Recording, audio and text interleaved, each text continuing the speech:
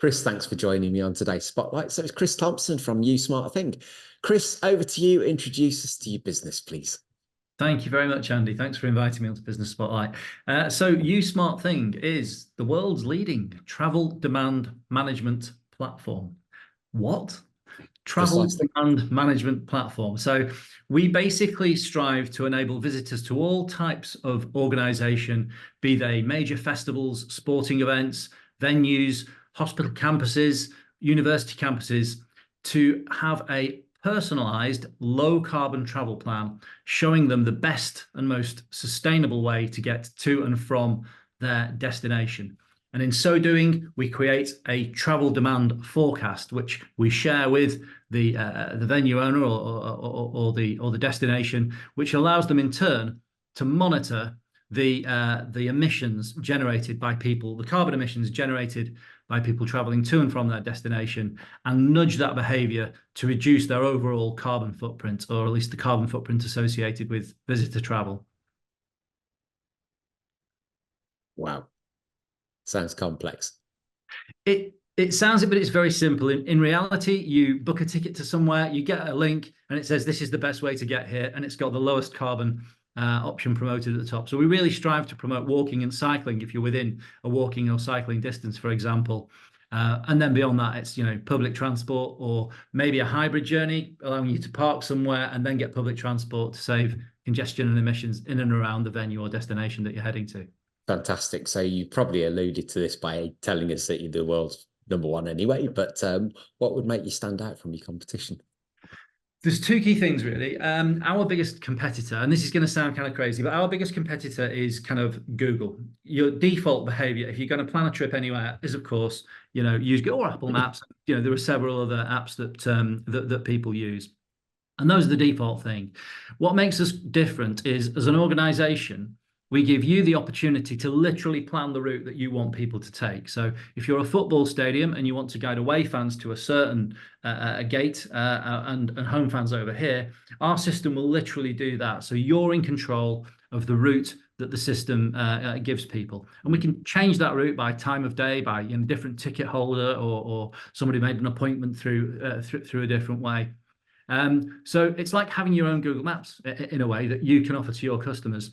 The second USP, I suppose, of our platform is that you capture and you own all the data, which is really important. So many organizations spend hundreds of thousands on marketing, and then when it comes to, well, how do I get to you? They say, oh, yeah, just go and use Google or whatever. You're throwing that data away. It's key customer information that you can use for marketing applications, as well as I say, monitoring your overall carbon footprint. Oh, great, thank you. So, exciting times for the business by the sounds of it. Where's it going over the next 3 to 5 years? What are the aspirations? Yeah, so we started back in 2014. We spent about 5 years in kind of stealth mode, building out our technology platform. And to all intents and purposes, we're a tech platform or a green tech platform. Over the last 2 or 3 years, we've had, a tremendous time, surprisingly, perhaps through COVID. We ended up selling our software back to transport operators to allow them to ration the amount of people using public transport in line with changing COVID restrictions. We all remember, is it on, is it off, the lockdown throughout.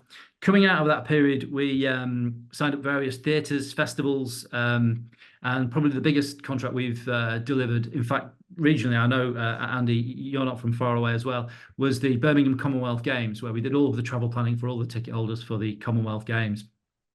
Building on that, moving forwards, for us, the next 3 to 5 years are all about building a £100 million business, deploying our technology as far and wide as we can. We're already looking at major events over in New York and Australia, alongside, for example, Wimbledon this year, who are deploying our technology for the championships. Definitely exciting times. Yes. Hair raising or hair losing, perhaps, is my head's migrating slowly down my face. So if anyone's got any good beard tips, by the way, drop it in the link. So 10 years in, congratulations. That Yes, in itself is a really good achievement. What have been your biggest learnings since you've been a business owner, Chris? Yeah, I mean, thank you for sending over, some bullet point prompts around these questions in advance. And there's so much you learn, isn't there, through life? And I was trying to address this question and avoid giving a cliched answer. And I'm afraid I probably haven't. But one thing that I think I've been told throughout my years in business, and it is a general mantra, is try not to be all things to everybody. Try and stay focused. Stay focused on one thing, one value proposition, anchor that, and really sort of, conquer that idea or market. I had a business previous to this, and I followed that mantra, and it was actually a music distribution platform, a music technology distribution platform, selling downloads and tickets and merchandise and such. And our biggest client was EMI Records, and we did websites for Pink Floyd and Sigur Rós, the little-known ambient Icelandic band. I say little-known. Hopefully there are people out there who go, "Wow, you did Sigur Rós, that's great." So in that instance, our primary client was EMI Records. A chap called Guy Hands came in. It was in the news, people may remember, and bought EMI Group, and stripped out the whole layer of senior management that I was dealing with. And 90% of our revenue came from that one account. Oh. And I learned that having all your eggs in one basket is a bitter mistake. Very luckily, I went on to work for the other 10% of the company, which was PS Entertainment Group, and had a great time there. But yeah, so stay focused, but don't put all your eggs in one basket is kind of the key thing that I think I've learned. Yeah, great. Good answer. Thank you. And what about the biggest challenge then, since you've been a business owner?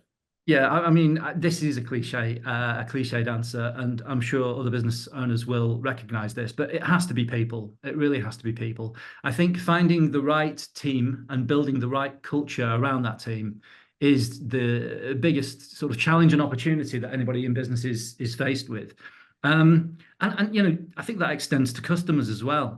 It's difficult, I think, when you've got a value proposition that can work in different market sectors. It's really important to find people that will really understand what you're trying to achieve, understand the value that it can deliver to them, and then you create evangelists. And if we can start to do that within our own walls, as it were, although my team is spread out sort of globally, then I think you're onto something. So yeah, people, finding the right people, making sure they're aligned around the company culture, biggest challenge. Yeah, not the first time that one's come up. No, I'm sure. I know, a bit of a cliched answer, but yeah. Not really. No, it's there's a reason it comes up, isn't there? Okay. With the benefit of the knowledge you have now, and the benefit of hindsight, if you were sitting having a conversation with your 18-year-old self, what would you say? Yeah. So again, this was one that I sort of scratched my head to come up with an answer on. I think it's great to have a big idea, and throughout my sort of career, as it were, I've always had sort of big ideas, and I've always sort of tried to work towards them. The problem sometimes with big ideas is that you really need to understand the baby steps to sort of get to the big picture. And all too often, entrepreneurs and creatives, and I count myself as both, rightly or wrongly, can become so obsessed with the big idea that they almost forget the baby steps and the fact that you need structure and process and people to achieve that sort of big idea. So I would probably say to my 18-year-old self, take your time, pace yourself, break it down into baby steps. Find a coach that can guide you through the process. Find someone who's been there and done it to some degree, and yeah, pace yourself and try not to bite off everything in one go. Yeah, great. Thank you. If you had to reflect on all of your experience since you've been in business, and then isolate one piece of advice that you give to the other business owners watching this, what would it be? Ooh, I mean, it's the eggs in one basket thing. I think, the way we're approaching that as a business is, we have a very, very focused proposition around travel demand management and around sustainability, and specifically reducing the carbon footprint created by travel, which is a major problem for most organizations, 80% or so of their carbon footprint. Yeah, the key bit of advice with a proposition like that is, it's resonant to so many sort of different diverse, sectors. And whilst keeping a focused proposition is not to put all your eggs in one basket. Make sure that you're approaching the different sectors and markets that can really get value out of that proposition. So, this time around with my company, we are covering live events predominantly. We're really entrenched in the live events sector, and that covers everything from festivals to theatres to major sporting events. But we're also working with local authorities to provide low carbon travel planning to people visiting schools and colleges, which to all intents and purposes are live events of a description. So really understanding where your product and services can fit, and making sure that you approach those sectors, and don't sort of leave them out there. Don't be too scared, I think, of approaching different sectors. Fab. Thank you. Great piece of advice. So, well, we'll see. Hopefully, it's a great piece of advice. If anybody wants to find out more about your platform, what do they do next? Sure. Yeah, I think you guys will put it later. I feel like I'm on YouTube. Click the link below. So yeah, I mean, as I say, we've got a quite rounded out value proposition around sustainability and environmental and social governance. So to find out more and to find out how you can reduce the carbon footprint, specifically of people traveling to and from or within work in your organization, yeah, please click through, select the right sector for you, and yeah, we'd love to talk to you and find out more about your business. Brilliant. Chris, thank you for sharing your insights with us today, and the best of luck with all of the plans going forward. Great to meet you. Brilliant. Thank you so much, Andy. It's really appreciated. Thanks to the team at Business Cheers. Spotlight. Cheers.